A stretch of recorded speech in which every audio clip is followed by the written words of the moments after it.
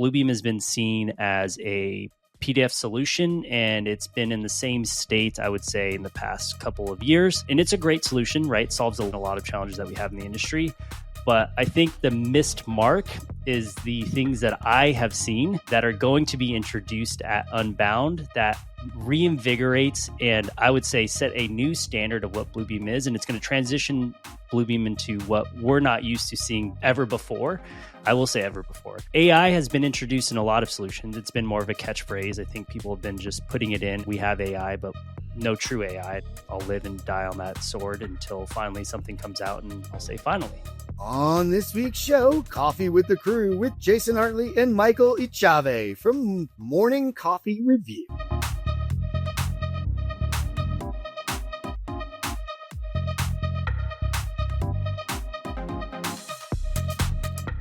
All right. I hope you guys enjoyed the play on words, the play on the day. We have Morning Coffee Review. That's right. It's a special podcast mashup. When I meet new podcasters, I got to bring them on. We got to talk about what they're up to, learn more. So I'm excited.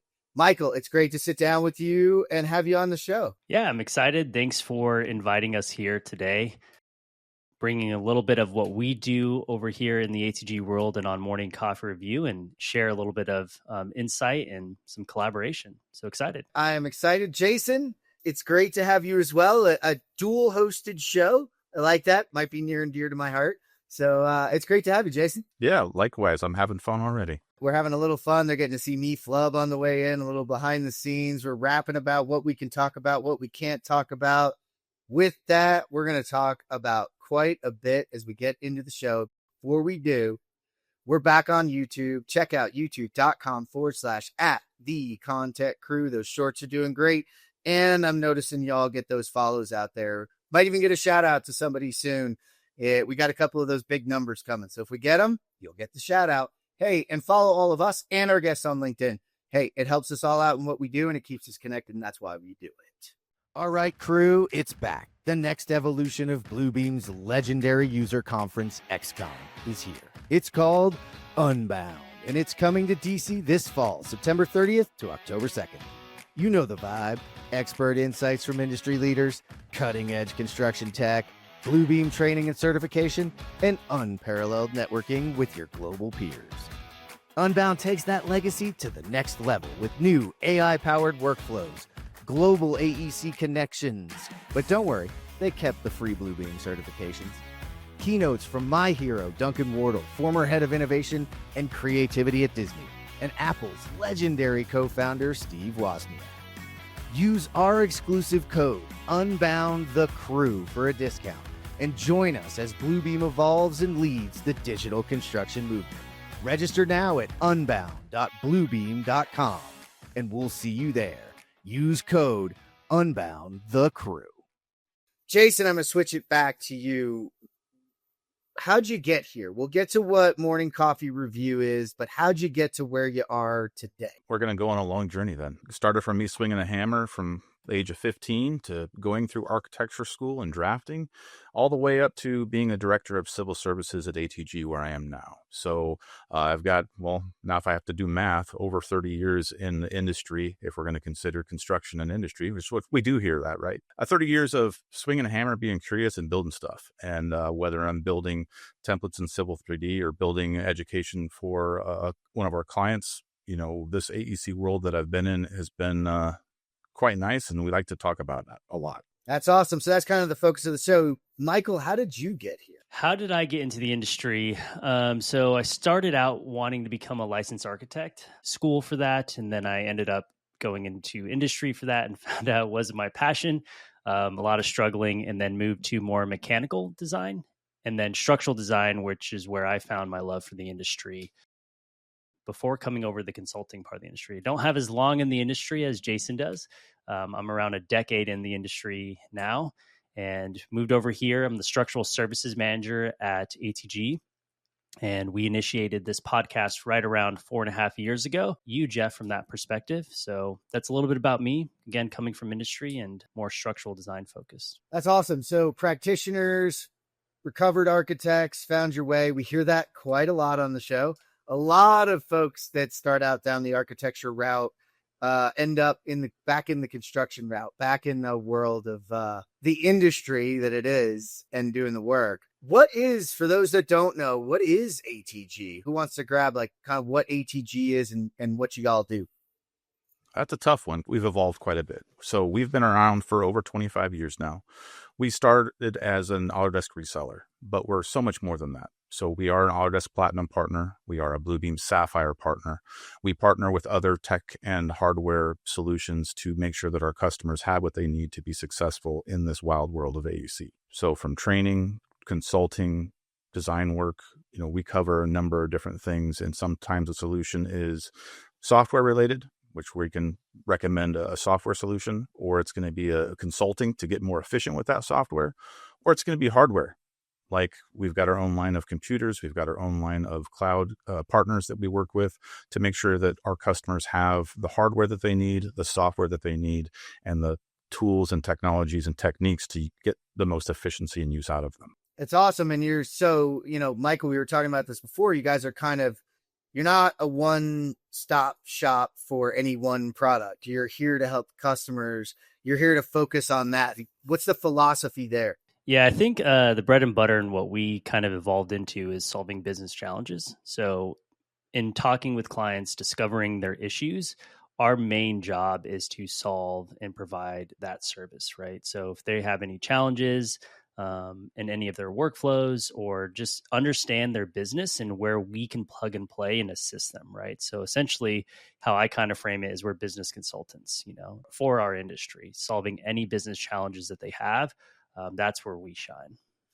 That's awesome. Yeah, because there's so much going on in the world of tech and there's so many places to look. And, if you go to one particular place, if I sell ice cream and you come in looking for hot dogs, I'm going to try to sell you ice cream. Like, it's just the way it is. So it's good to have, and it's why, the partnerships with different providers and having your own lines, but then having consulting means you understand how it sort of works together. How did that turn into a podcast? You can tell your story, and then maybe I'll tell my version. Jason and I have blending versions. Mine was more of the onset of COVID, right? So that happened. And we were very stuck in the era of webinars, which completely transparent. I hate webinars. They're very structured. They're not very open. I like the open format, the ability to ask questions, deviate, pivot, not delivering a product, right? And that's what most are. It seems like a sales pitch and you're delivering something, not actually solving issues.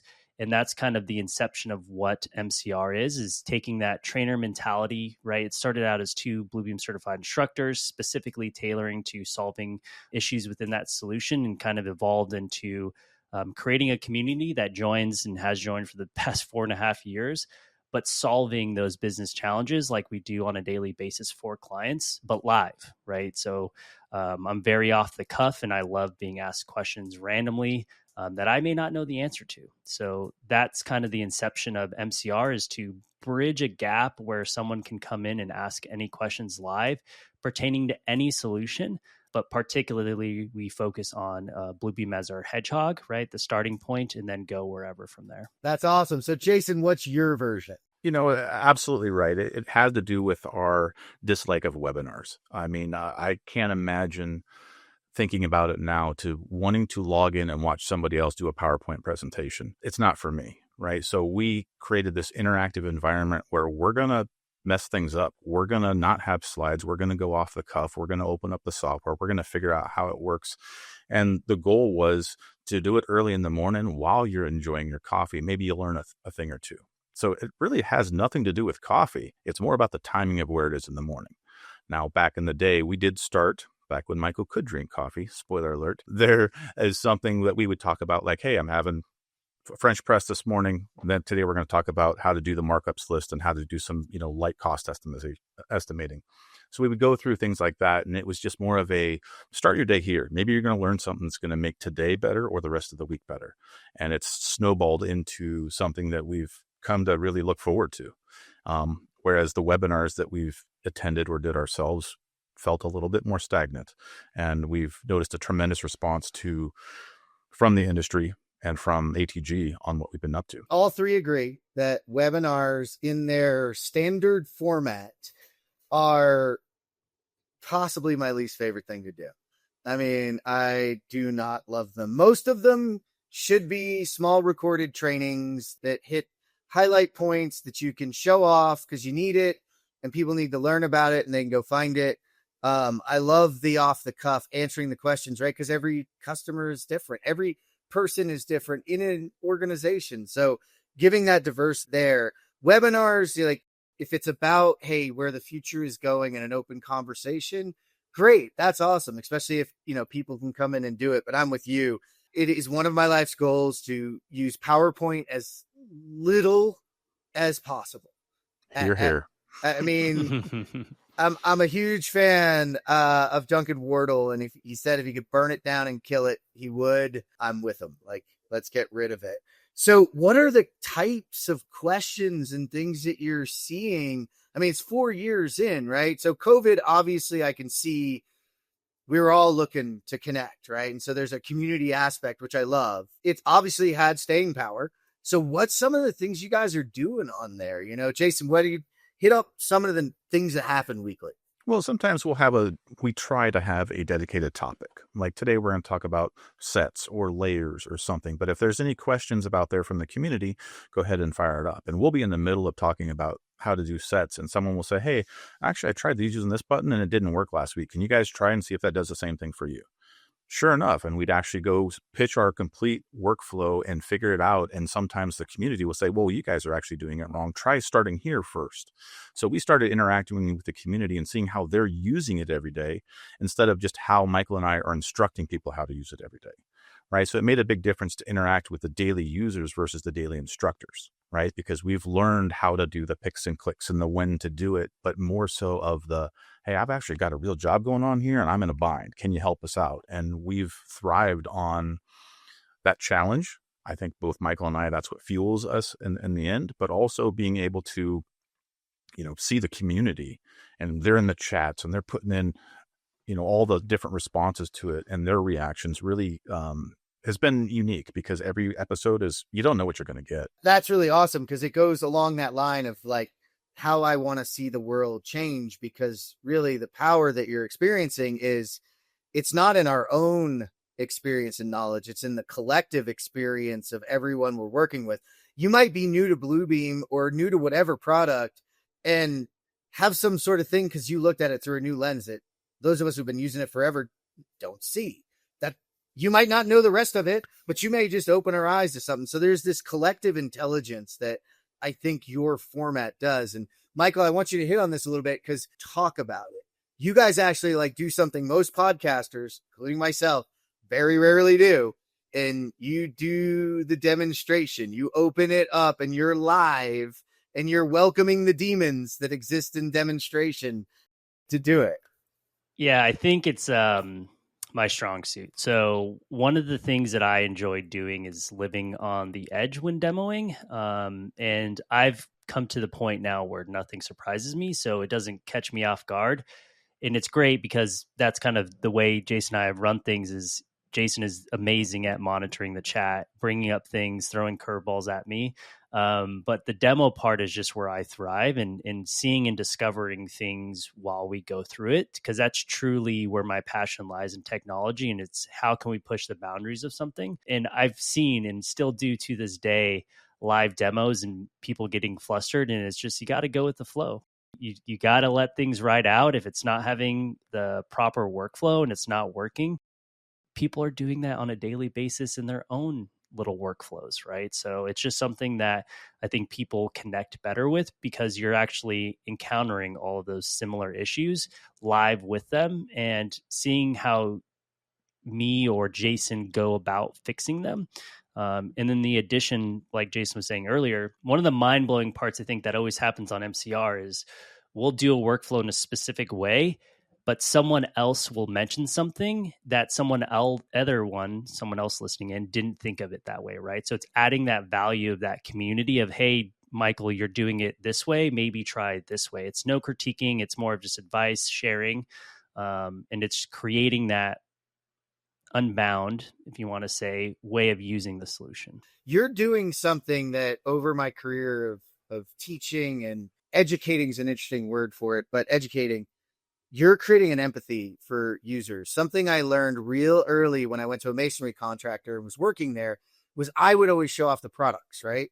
And I'm super comfortable with them and I'm the wizard, so to speak.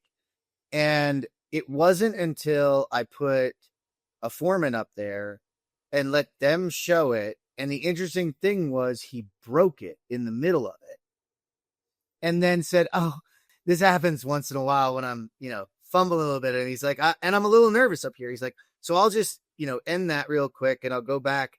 And the room went, "Oh, I can make a mistake and I can get out over my skis." And, there's a moment that you're modeling this behavior of like, I could feel stupid right now because this isn't working, which I have seen in demos.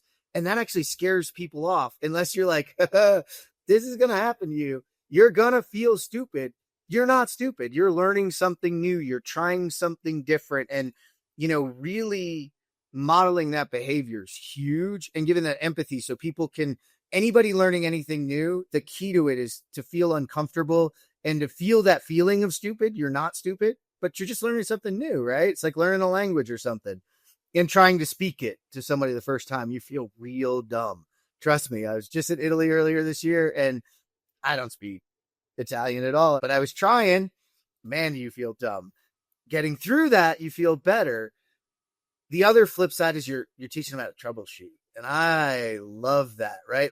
The world's not going to fix itself. You've got your forum and it's really, you're in the middle of a project. It's Thursday morning. I can't wait for you guys to go on Tuesday mornings. I can't wait for Tuesday morning. I got to figure this out now. And hopefully, Jason, you've seen people collectively and through this process, like troubleshoot together. Especially with the invention or the launch of the Bluebeam community as well. Now there's another portal for people to get that sort of information. But for the past 4.5 years, sometimes it'd be a random email to Michael and myself because we're always putting our own emails out there and we're saying, "Hey guys, I can't wait till Tuesday. I've got this issue. Can you guys help?" And it's like, actually talk to our support team, or let's actually talk to Bluebeam, or I don't know, we're going to talk about this on Tuesday. If you can wait that long, we'll use this as our topic for next week. The search for information, that search for crap, I got to have it done now, sort of has led to our responsiveness and our willingness to pivot to help those people. I love this. I mean, I know folks watching the show are going to be really interested in going in, but you don't just talk about Bluebeam, right? You cover a bunch of different topics too, don't you? Yeah, we started as Bluebeam. That's why it's Morning Coffee Review, spelled REVU, right? It was all Bluebeam based. But then we noticed as time went on that people aren't just using Bluebeam every day. They're also using Revit. They're using Civil 3D. They're using AutoCAD. How are we getting to Bluebeam? And then what can we do with that data? So when we start talking about the Bluebeam layer function, coming from AutoCAD or Civil 3D, it's incredible. If we never opened up the Autodesk side, you wouldn't see how to do that, right? And Michael being the Revit person and me not knowing Revit and me being the Civil guy has allowed us other integrations into the Autodesk world, which is, of course, led to Construction Cloud and some of the other solutions that we offer. People have more than one tool in their toolbox, and we're just trying to help them get the most out of what they've got. Well, and we were talking about this pre-show, like that interoperability, that understanding, like, especially for me, like say I'm the Bluebeam person, I might not know Revit, right? I might not know Civil 3D.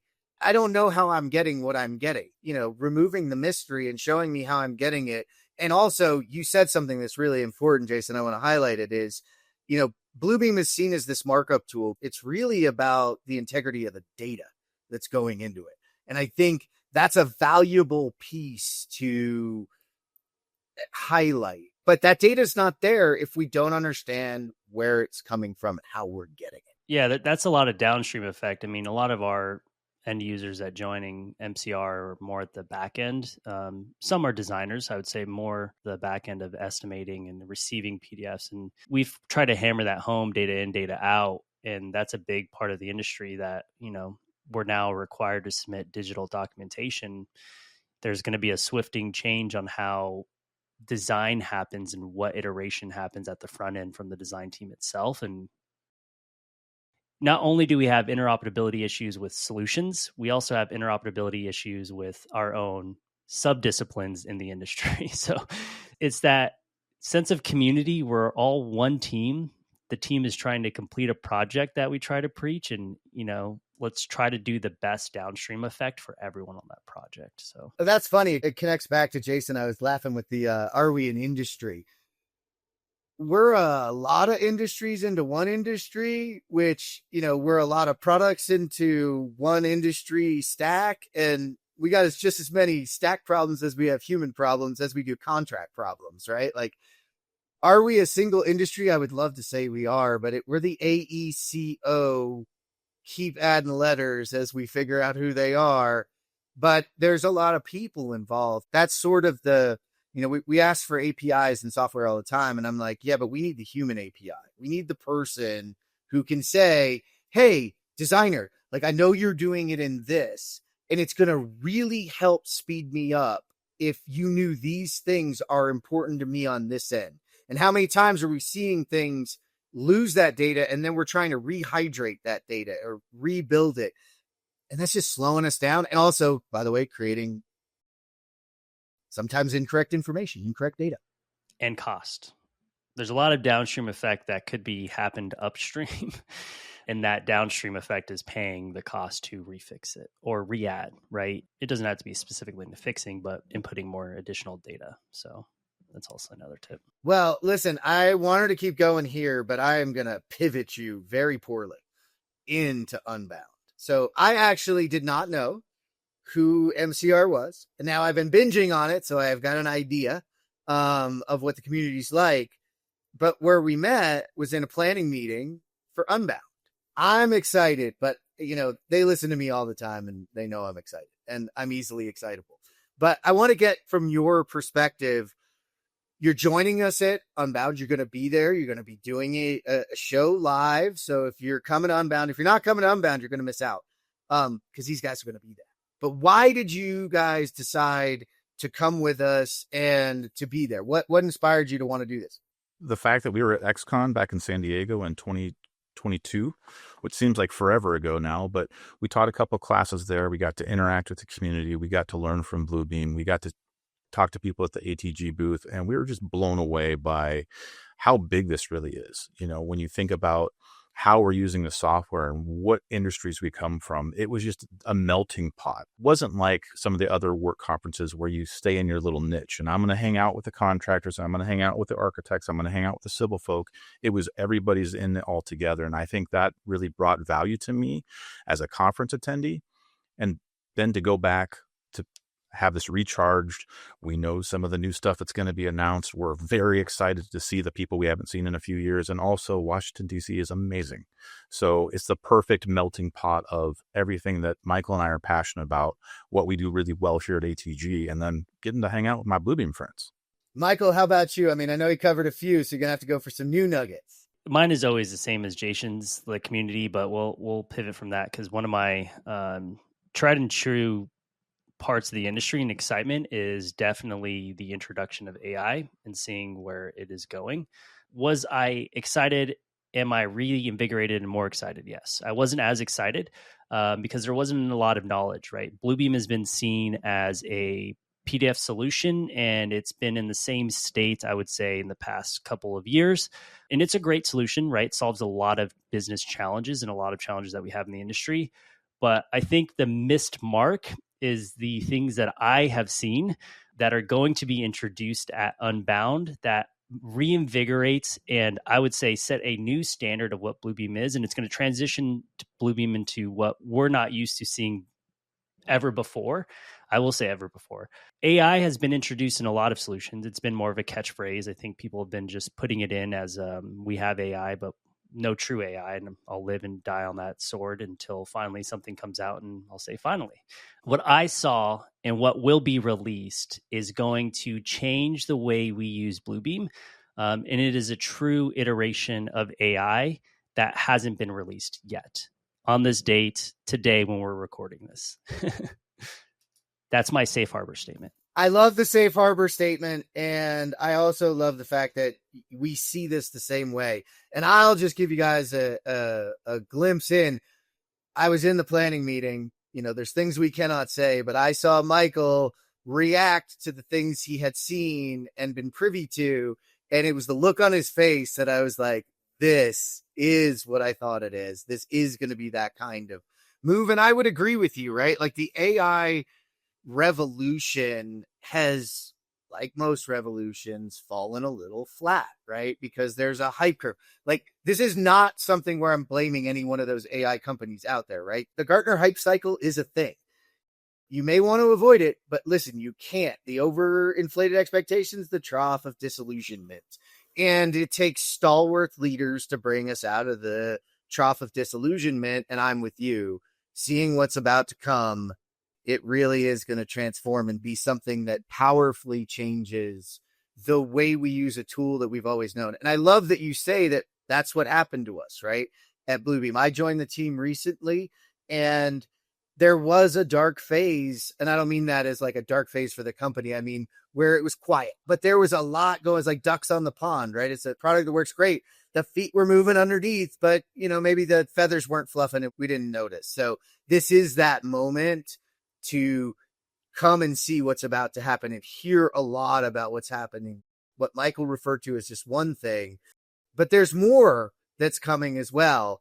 Safe harbor statement. I am not a representative of the company today. I am the ConTech Crew host and loving this energy. So Jason, Michael nailed on a few things, and you talked about XCon, and we couldn't call it XCon again, right? Because the product's not going to be that product anymore. So we talked about this a little bit beforehand. What else, have you seen? Are you excited about to experience inside the community that's going to be there? I don't know everything that Michael knows. And he's given me hints, and we've done a pretty good job of reading between the lines because we're at that point where we can finish each other's sentences. But yesterday on Morning Coffee Review, we were able to have Louisa from Bluebeam, and she put it very succinctly that Unbound, that there's going to be a before Unbound and there's going to be an after. And the after Unbound, that what if, that holy cow, is this really happening type of excitement has me thinking about Bluebeam software more than I should outside of my working hours, because I'm so excited about what the potential is. And I think seeing her and seeing Michael and seeing you, Jeff, and seeing some of the other folks who've seen under the hood and who've seen behind the curtain, we're in for a treat. And, we deal with technology all day. We deal with different companies. We deal with different providers. And I don't see the same level of sparkle with the other ones yet, and I'm excited for it. I'm with you. I hope that sparkle rubs off a bit. It was not easy. Coming inside, you see behind the curtain a lot that I missed personally, and I'm excited to see everybody together experiencing it. I'm going to be like, I won't be front and center because it's a bad place for, one of the representatives of the company to be during it. So you'll see me in the back with my headphones on. What did we say it is? It's silent disco style. So, these guys are going to be going live, and Michael's going to make an attempt to show a bunch of new stuff. Are you excited to roll up your sleeves, Michael, and show some things off? Yeah, so we'll be there. Peter will join us, so I'm hoping we can rely heavily on him. But I'm excited to see everyone's excitement. I can't reiterate. When I was being showed, I started at the back of my seat. I had two colleagues with me, our marketing director and then our product lead from the perspective of Bluebeam end side. And they just kept looking at me because I'm on the tech side, right? I understand where that solution's going, how it's leveraged, what we do in, day out. And it's just exciting. And the ability to see a new solution in a new lens, you will have to bring new glasses because you are going to be looking through a new lens at this solution. And when we go live with it right after the keynote on some of the things, there's so many things. But one of the main things I guess I would be excited about is talking about how AI is going to be used and what Bluebeam's going to do to leverage it. And we'll see. We'll see if I can get in and demo it and show some things and how it will work and what it will look like. Like I said, I love living on the edge of my seat, and we'll have everyone try to bring some good questions. I can't give too many things of like how I'd want them to ask questions, but I don't think there will be a lack of questions. I really don't, man. I'm really excited. I know a number of the things that are going to be released on stage. So instead of talking about, the specifics, like, we're talking about the shift and how a product talked about it. Like, we're seen as PDF, we're seen as markups, right?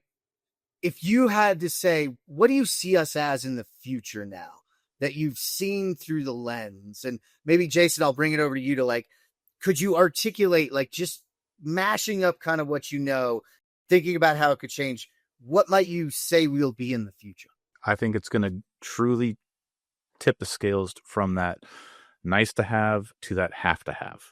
And I think this is going to be the point where firms are like, all right, cool. Bluebeam's back in it. This is what we're going to do. This is going to solve so many problems. And I think the light bulb, that holy crap moment that I'm excited for, and I know that's what a lot of our clients and some of the folks who've been on the fence, hanging on to their lackluster solutions, they really want the all-in-one. They want something that's going to solve a problem. And this is not going to just solve one of a PDF markup. It's going to solve 12 other ones, at least. I promise you guys, I did not prep them. So Michael, what about you? Re-ask the question. It was more of, what is it going to become? In the past, we were seen as a PDF solution, maybe a markup tool. I believe we've become more over time, and people see us as a little bit more of that over time. But now that you see the changes coming, now that you know what's about to happen, what could you see us becoming in the future? How might you describe what this tool, without the specifics, could really be? The boundary we're going to live in is going to be only by what we can conceptually think of. So data will be the one that's going to be moving what we do into the future. And it'll be portable document format as a dot extension, but data centric behind that PDF. I couldn't have said it better. I hope both of you don't break your mics dropping them, because you nailed it. Just really grateful that both of you guys took the time to sit down with me and talk to me about it. I'm excited to see you in person. Guys, we're going to do a few shorts. I'm just going to tell you right now, I'll have the camera out. I'll be taking some snippets. We're going to get some of your live feedback once it's really live, so you can go off. But thanks for joining me, and, let people know, Michael, where they can find the show so they can, catch up with what you guys are up to. Yeah. So you can just Google us. We're Morning Coffee Review, and it will pop up our web link. You can check us out at ATG USA under our resources pages, Morning Coffee Review there. You register for the link and it will show up on your calendar. It just shows up forever, basically. And then you can join live. So you can join us there. It's a Teams link, or you can always catch us on our ATG YouTube channel under the podcast series. And we have over 200 videos on there from the last 4.5 years. So feel free to check us out there. You can check out Jason and myself on LinkedIn. We also have a Morning Coffee Review LinkedIn group where you can ask us questions way before. You can see updates. We'll be doing updates live from Unbound as well in there. So you can get product updates too. That's awesome. Jason, thank you so much for joining us as well. Any final thoughts? This has been fun, Jeff. I'm really excited to see you later this month in Washington, D.C., and good to see my good friend Michael, of course, again, because we are separated by a few states, but we're in for a really good time with construction technology as a whole. And I couldn't be more excited about where Bluebeam's going, where ATG's going, where Michael and I are going. And I think that, if you stay in there, it's going to be worth it. I'm with you, man. Thanks to both of you. Thank you for tuning in today to geek out for our interview with Jason Artley and Michael Echave. To read all our news stories, learn more about our guests, and to listen to this show, visit thecontechcrew.com. This is the ConTech Crew signing out. Until next time, enjoy the ride and geek out.